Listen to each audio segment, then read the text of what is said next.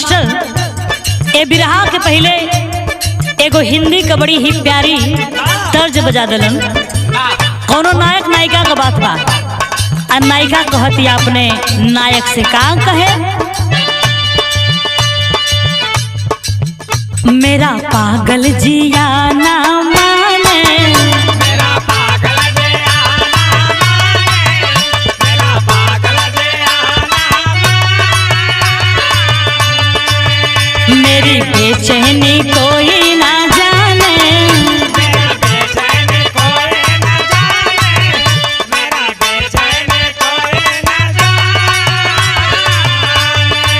हो मेरा पागल जिया ना माने, मेरी बेचैनी कोई ना जाने, नींद उड़ा के ले गए मेरी अखियों से, जीना किए दुश्वार सपने साजन के, हो मेरा जीना किए दुश्वार, अपने साजन के जिना की एक सवार सपने। अच्छा भैया हम बिरहा एवं भोजपुरी लोकगीत गायिका सुषमा भारती रउआ लोगन के पांव छू के प्रणाम करतानी। और आज हमार ए बिरहा का रिकॉर्डिंग हो रहल बा मन्नत स्टूडियो कोलघाट आजमगढ़ में, जिनके निर्माता हैं बड़े भैया इरफान अहमद जी।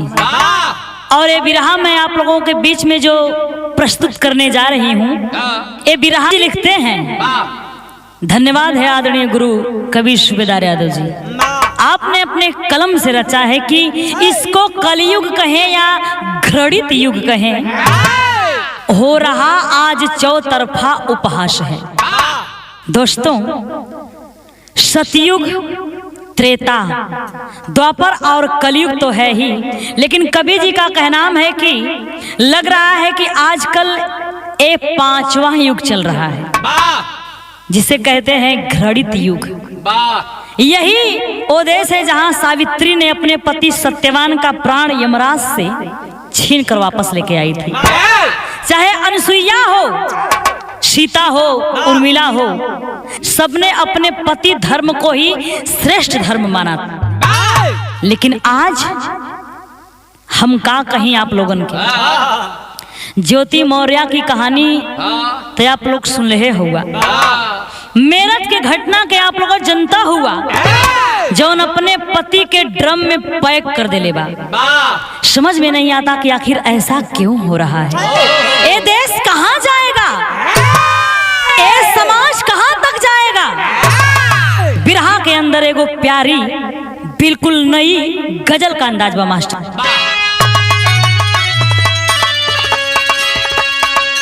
जैसन कि हमारी कोशिश रहेला कि हम हर बिरहा में नई गजल, नई कव्वाली पेश करी, बिल्कुल अनछुई बा।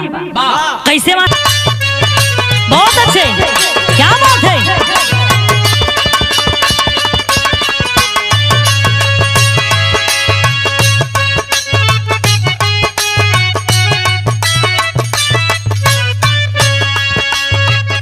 गजल संकेत कर रहल बा, गजल संकेत कर रहा है कि कोई माशुका अपनों से धोखा खाए हुए अपने दर्द को बयां कर रही है। कैसे, क्या नसीब अपना है,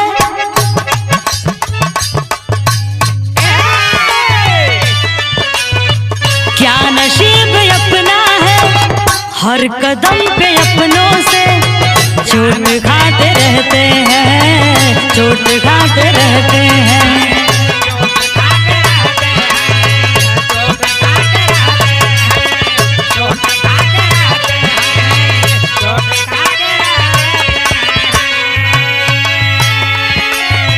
क्या नसीब अपना है, हर कदम पे अपनों से चोट खाते रहते हैं, चोट खाते रहते हैं। एक मजा है जीने में, दर्द रख के सीने में, एक मजा है जीने में, दर्द रख के सीने में, मुस्कुराते रहते हैं, मुस्कुराते रहते हैं। मुस्कुराते रहते हैं, मुस्कुराते क्या बात है। मुस्कुराते रहते हैं, मुस्कुराते रहते हैं। लेकिन जितना सुंदर गजल बा उतना सुंदर एकर भाव भी बा। कैसे?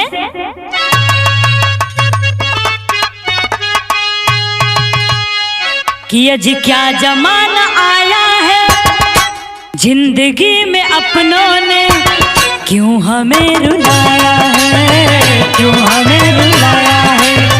क्यों हमें रुलाया है, क्यों हमें रुलाया है, क्यों हमें रुलाया है, क्यों हमें रुलाया है।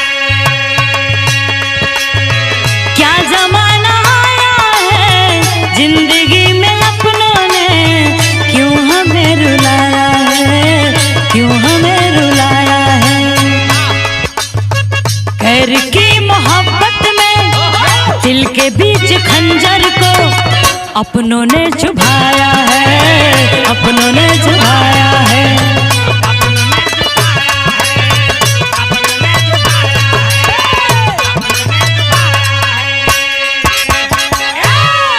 ए भैया, ई हमें से बिरहा का कहानी का शुरुआत भइल। करना धर्म बताया जाता, पति की सेवा ही सत्कर्म सिखाया जाता।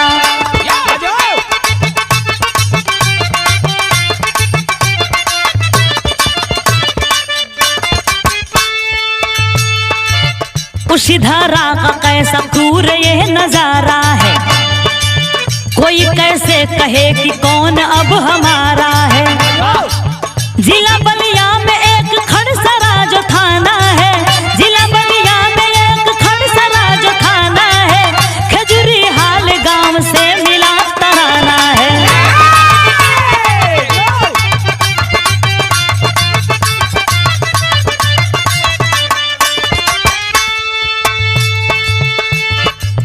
देवेंद्र फौजी का रहता जहां परिवार रहा, 3 बेटी 1 बेटा से सदन गुलजार रहा।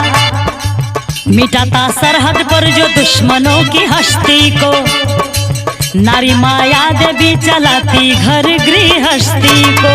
जी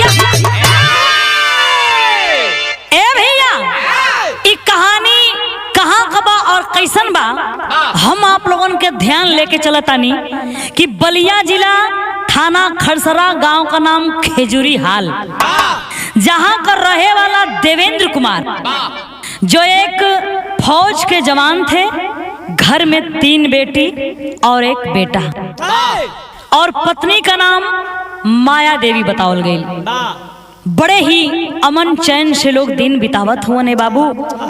कुछ दिन के बाद अपने बड़ी बेटी का शादी लोग कैलन, और दूसरे नंबर की बेटी दिल्ली में रहकर पढ़ाई करती थी, और तीसरे नंबर की बेटी कोटा राजस्थान में रहकर पढ़ाई करती थी, और बेटा मेडिकल हॉस्पिटल में रहता था, डॉक्टरी की तैयारी कर रहा था।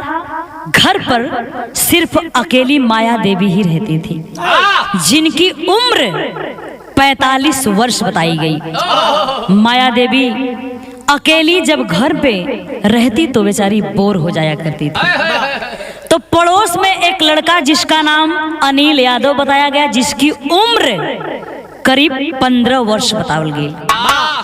ओके बोला के आ वहीं से बातचीत करे लगे। धीरे धीरे वो दोनों में बड़ी गहरी दोस्ती हो गई। आई दोस्ती के बाद वो 45 वर्ष की माया देवी, विनोद भैया, वो 45 वर्ष की माया देवी और वो 15 वर्ष के अनिल यादव से प्यार को बैठल। घोर कलियुग प्यार का बैठल। तो एक दिन अनिल से कहत या का कहे,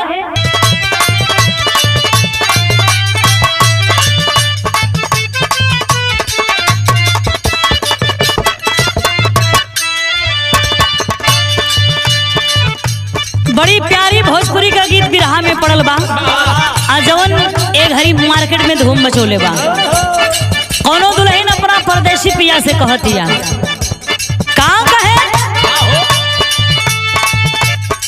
कि एगो चुमा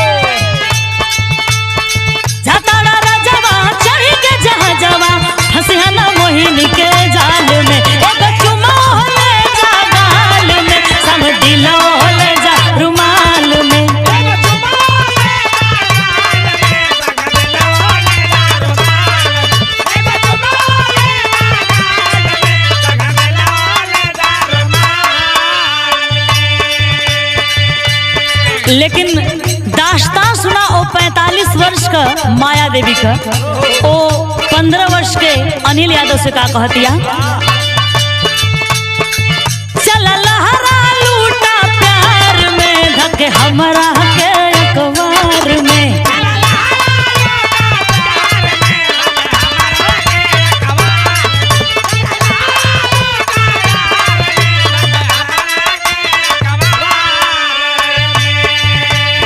भकेला मनवा पोरे ना चयनवा,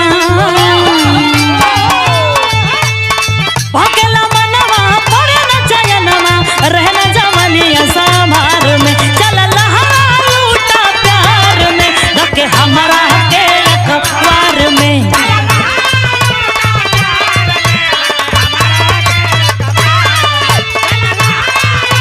माया देवी वो 15 वर्ष का लड़का अनिल यादव के अपने प्यार के चक्कर में फंसावती है, और प्यार का वो तो सीधे सीधा हवस लौकता। कहतिया का कहे, रोज कई के बहाना बोलावेली हो,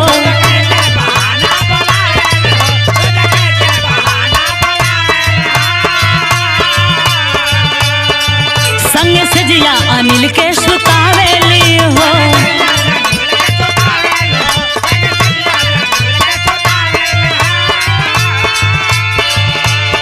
जी मरे का दोनों वादा कैला साथ हो, चिन्हला इश्क नहीं जतिया को जात हो।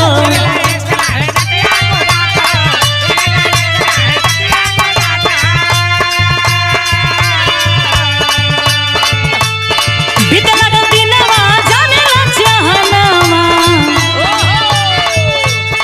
बीत लगल दिनवा जाने ला जहनवा, अइला देवेंद्र परिवार में। चल लहरा लूटा प्यार में धके हमरा के अखबार में। क्या बात है,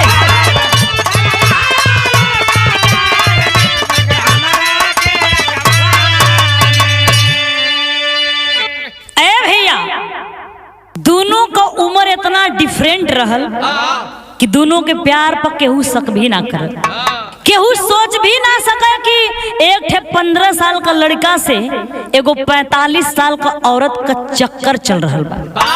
अरे भैया धीरे धीरे 10 साल का दिन बीत गई और माया का उम्र 55 वर्ष हो गई, और दिल ओकर बहन बचपना का बा। अनिल हर 25 वर्ष का गबरू जवान हो गई, और हर देवेंद्र कुमार फौजी का उम्र 60 साल हो गई। और जब 60 साल पर फौज का नौकरी से रिटायर्ड होके घरे अइलन तक कुछ दिन बीतले पर उन्हें माया और अनिल पर कुछ शंका होखे लगल।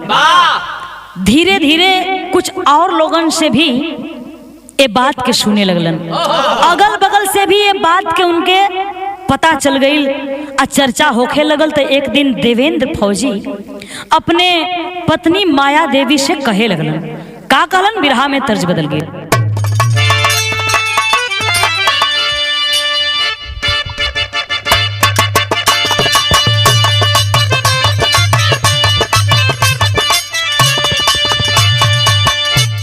इहो बड़ी प्यारी भोजपुरी का बिल्कुल नहीं तर्ज बा। कोनो मर्द अपना मेहरारू के टिप टाप सजावट देख के कहतिया, कहाँ कहे,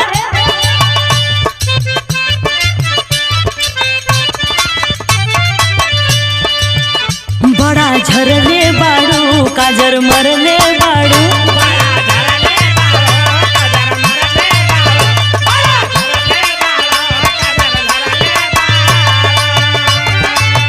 सुना भोरही से मूड तू बिगड़ले बाड़ू।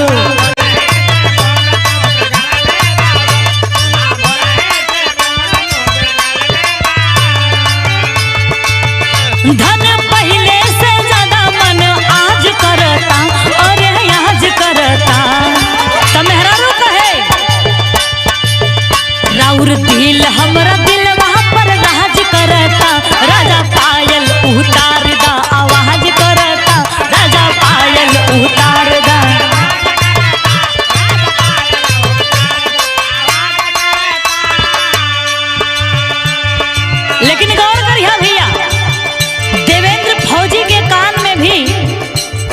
देवी, उनके पत्नी माया देवी और वो अनिल यादव के चक्कर के बाद कई लोगों से सुने के मिलल। तो एक दिन अपने पत्नी से पूछत हवन, का पूछलन? बड़ा हल्ला भइल, खुलम खुल्ला भइल,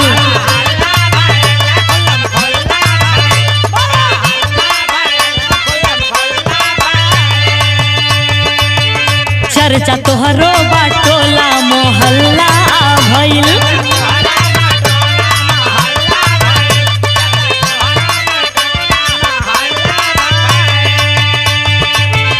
तनी अपने रहन में सुधार कराना, हो सुधार कराना।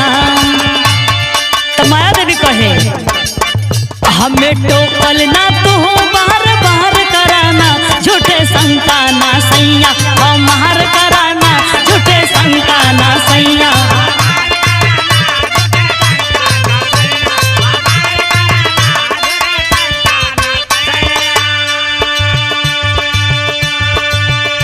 एक बात और भाई, लागल बाचिस का जवानी जवानी जवानी कज करे, मनवाना भाई ओल्हानी ओल्हानी ओल्हानी कव करे।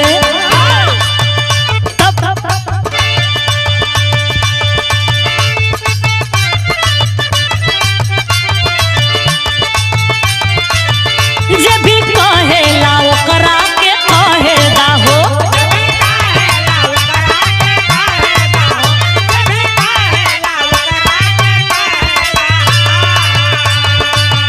हम तो सही हई सही हमके रहेदा हो।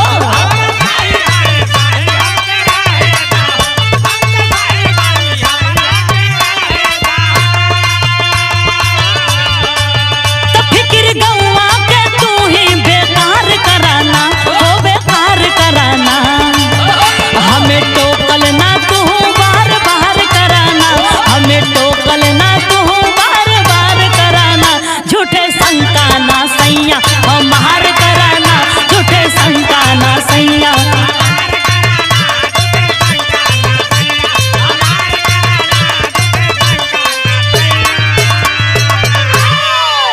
ए भैया, अपने पति देवेंद्र के बात सुन के माया देवी कहे लगल कि तुहके झूठा केहू चढ़ावत हो, हम एकदम सही हई आ हमरे पर एकदम शंका कैल छोड़ दा।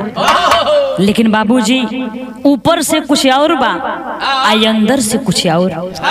आप लोग जनता बड़ा कि जेकरे जिंदगी में 25 साल का नौजवान बा, जौने मेहरारू 45 साल के मेहरारू के जिंदगी में 25 साल का गबरू जवान मिल जाई प्यार करे वाला, नून गुदरी कटी तो ओके 60 साल का बुढ़ा कितना पसंद आई।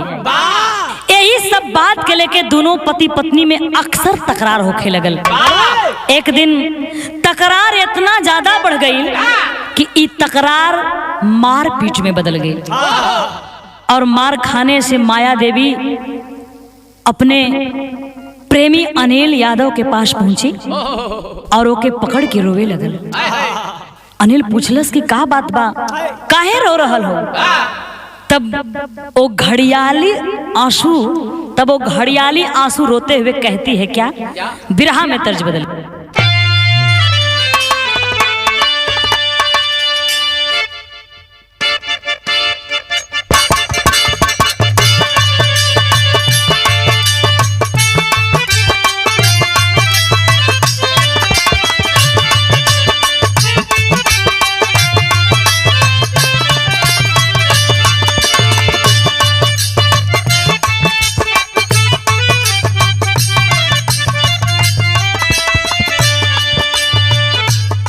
में हरारू अपना सैया जी से एगो शिकायत कहे, का कहे?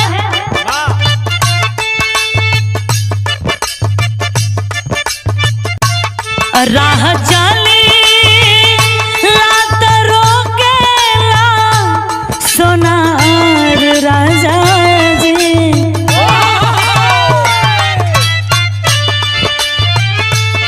राह चली लात रोकेला सोनार राजा जी,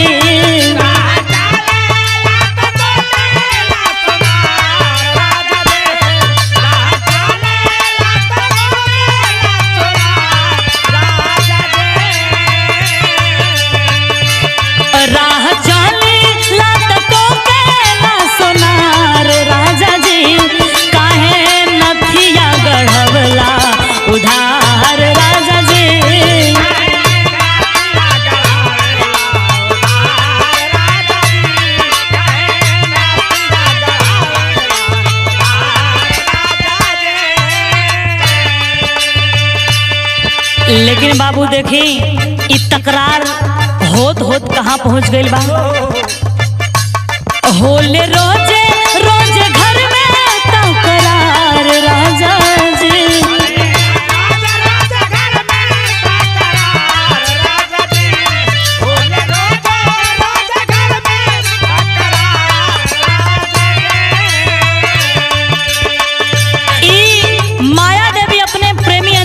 रो रो के कहतिया होले रोजे रोज घर में तकरार राजा जी। अब ना चले पाई तोहरा से प्यार राजा जी।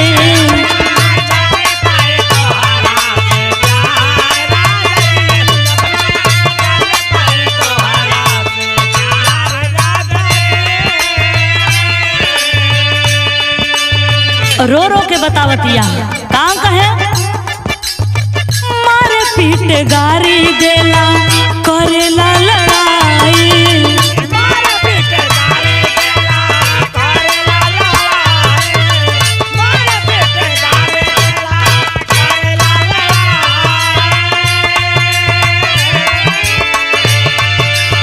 खा के साल फांस देबा जिंदगी मिटाई।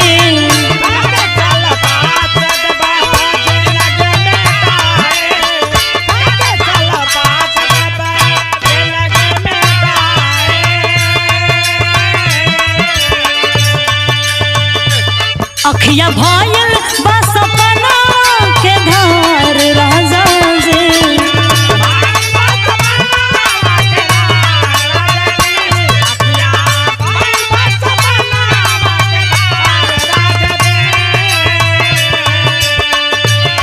अखिया भयल बा सपना के धार राजा जी।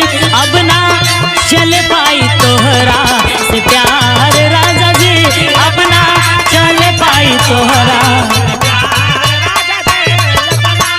क्या बात है?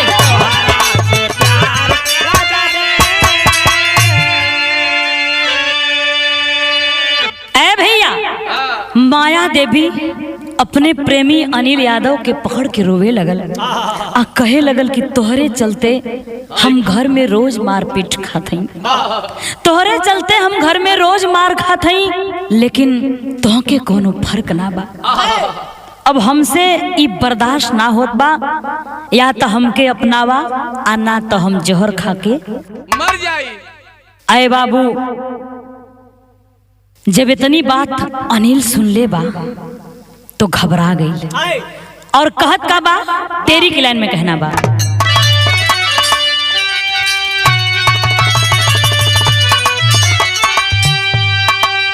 कि अरे अभिलाषा मन की कोरी रह गई हो। अभिलाषा मन की कोरी रह गई। अनल तब अनिल बनाना समझ सका परिभाषा। अनल तब अनिल बनाना समझ सका परिभाषा। अभिलाषा मन की कोरी रह गई। अरे बाबू अनल माने आग और अनिल माने हवा। हवा से आग बुझे ले और भड़के ले। तो कवि पद में यहाँ बड़े कोटेशन की बात लिखे हैं कैसे कि औरत की आस जब धड़कन में, औरत की आस जब धड़कन में लोहू बन करके बह जाए, पागल परवाना बन प्रेमी आगोश में उसके ढह जाए।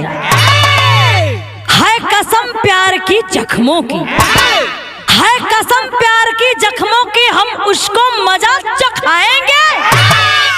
जो मुझसे दूर करे तुझको हम जग से उसे मिटाएंगे। ऐ भैया अनिल कहे लगल कि तुम जाओ घर और तुम्हारे एक एक जख्म का बदला मैं चुन चुन के लूंगा। और करता क्या है अनिल, अपने दो दोस्तों को जिनका नाम सतीश और मिथिलेश था, उनको साथ में लेकर रात में ही पहुंच जाता है देवेंद्र फौजी के घर और सोए हुए देवेंद्र को पकड़कर चारपाई से बांध देते हैं सब। माया देवी अपने पति देवेंद्र के सीने पर सवार हो जाती है बाबू। उधर नींद से जाग जाता है देवेंद्र और सारा माजरा समझ जाता है बेचारा। रो रो करके अपनी पत्नी माया देवी से कहने लगा, क्या?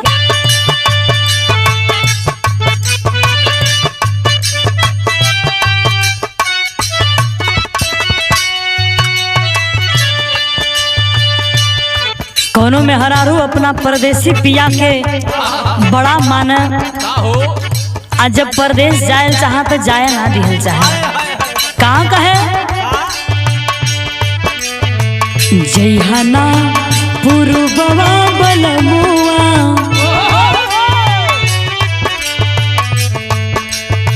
जयहना पुरबवा बलमुआ, जदुआ मारे बंगलिया।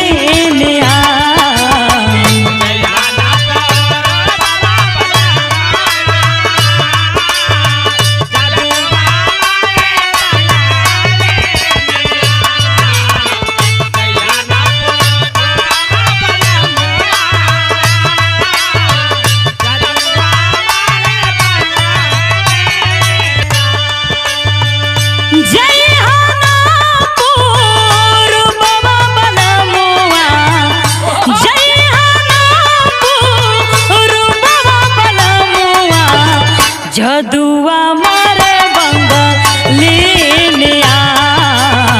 दिहल पिहा केहू के न पनिया, दिहल पिहा केहू के न पनिया, जदुआ मारे बंगलिया। जयहना पुरबवा बलमुआ, जदुआ मारे बंगलिया। जयहना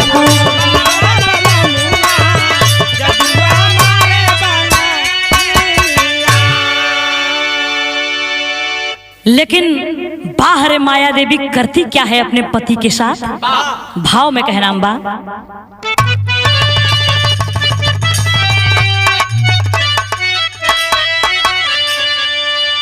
कि अरे झर झर बरसे नयनवा,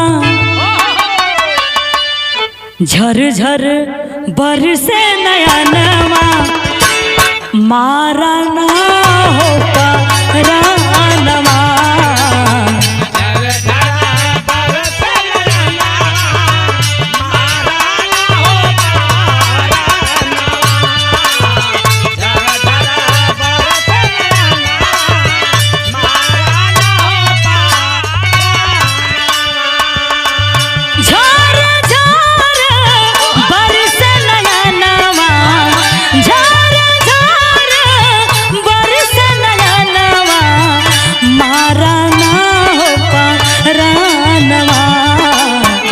दे बता लाख हम बिहनवा, दे बता लाख हम बिहनवा, मारा ना हो परानवा। झर झर बरसे नयनवा, मारा ना हो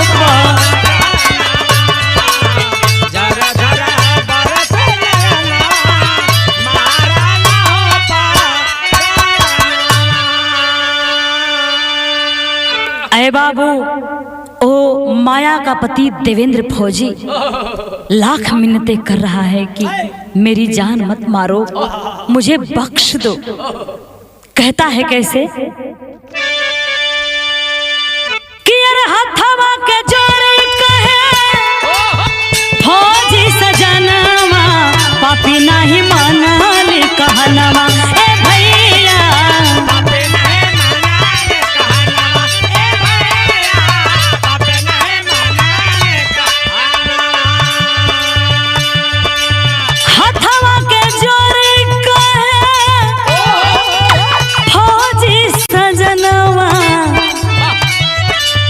पापिन नाही मनली कहनवा, काटे लाया नील गर्दनवा, काटे लाया नील गर्दनवा, मारा ना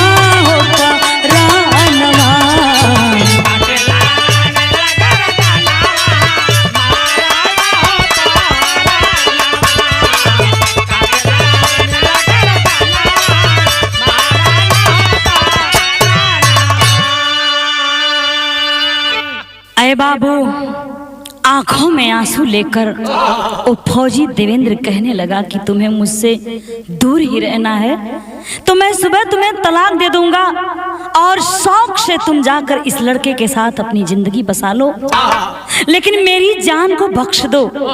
अय बाबू, लाख मिन्नतें करने के बाद उन सबों के दिल में दया नहीं आई और सब देवेंद्र कुमार फौजी की गर्दन काटकर उसकी हत्या कर देते हैं।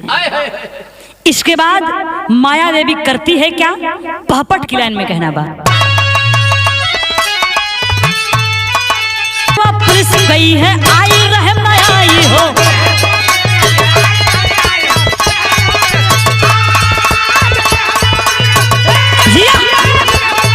भीड़ वहां इकट्ठी हो जाती है।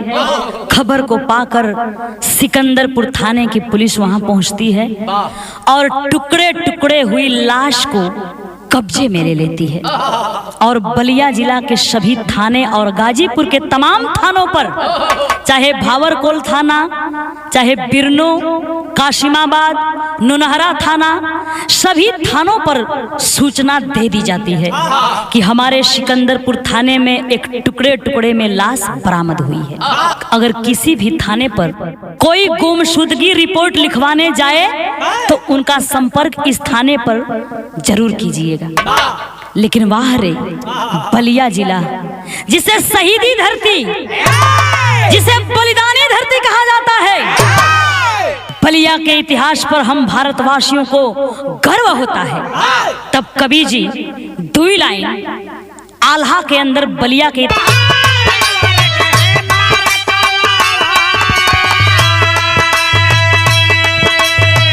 मंगल पांडे चित्तू पांडे बलिया के जन्म ले भैया, बलिया में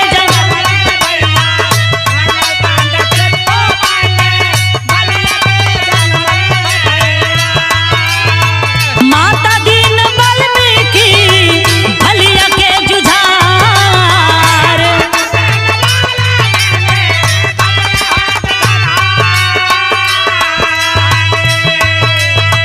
पीरमन का धरती बागी बलिया कहले भैया,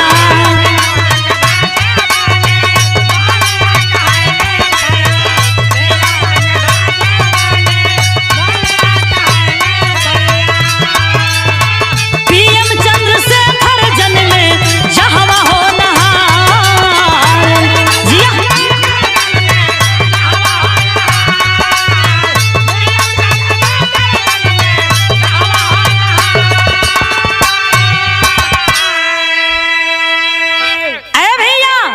यही वो बलिया जिला है जो देश आजाद होने से 24 घंटे पहले ही आजाद हो गया था।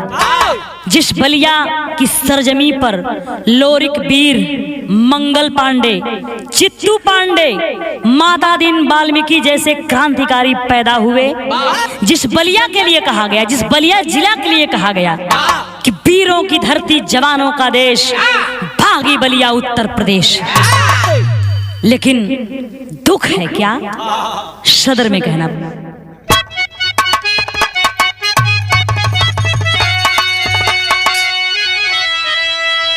कि अरे आज वही बलिया कर रोवेले धरतिया,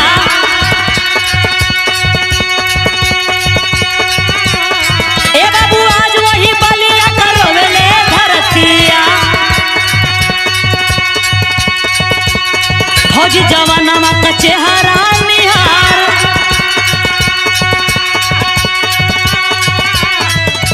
अमली गौतम बेटी हो रिपोर्ट लिखावा वाली,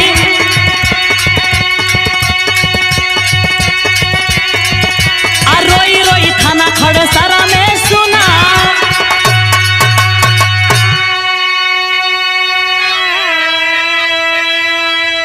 अय बाबू उधर छोटी बेटी जेकर नाम अमली गौतम रहल, अपने पापा के गुमशुदगी का रिपोर्ट खड़सरा थाने में लिखाई थी।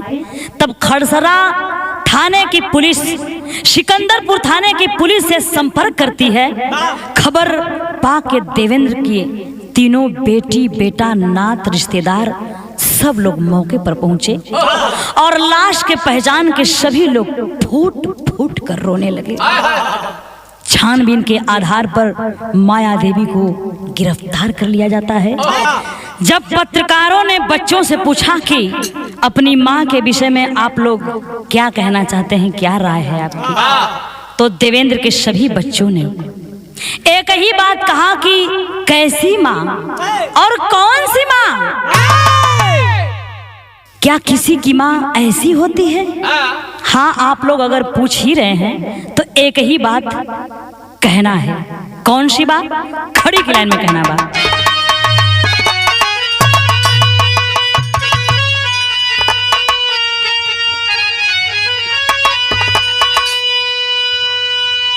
कि अरे होके इश्क में अंधा धर्म नसैलू जननी, होके इश्क में अंधा धर्म नसैलू जननी, अपने हाथ से अपन से नूर माटी कैलू जननी।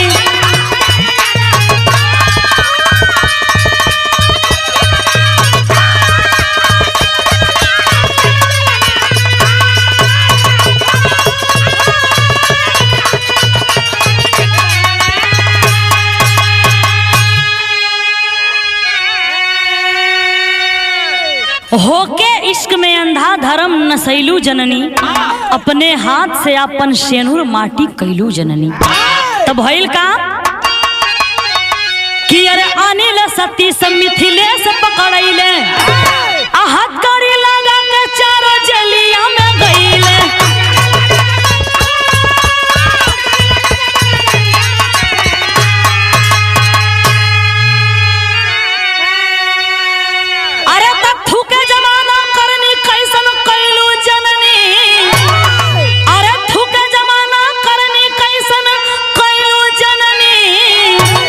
अपने हाथ से अपन सेनुर माटी कैलू जननी।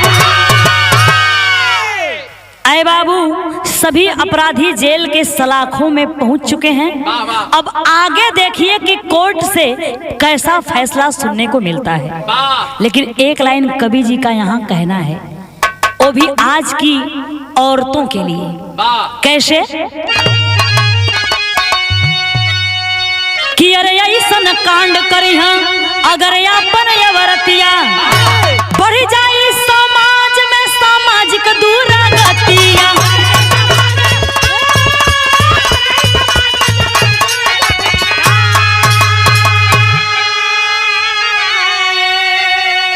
तो घरिया घाट कतहु का नाही भइलू जननी, अरे घरिया घाट कतहु का नाही भइलू जननी, अपने हाथ अपन सनुरा माटी कैलू जननी।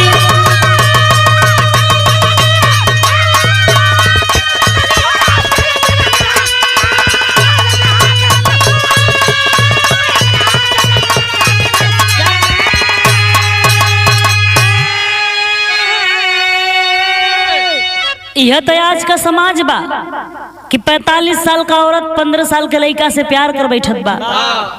चाची अपने भतीजवा से बियाह कर लेती है। ऐसा आज का समाज हो गई बा के क्यों का कही। लेकिन लास्ट लाइन में कहना बा कि गुरु बिहारी गुरु गणेश अंधा है इश्क बतलाते, कवि चंद्रिका रामदेव जन्नत से नीर बहाते।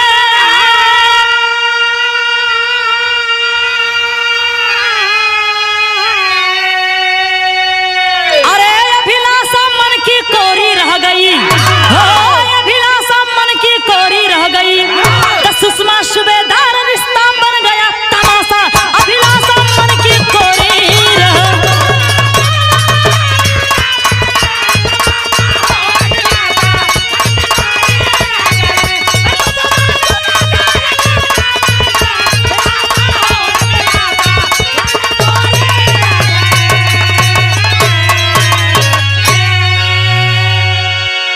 बहुत बहुत धन्यवाद साथियों।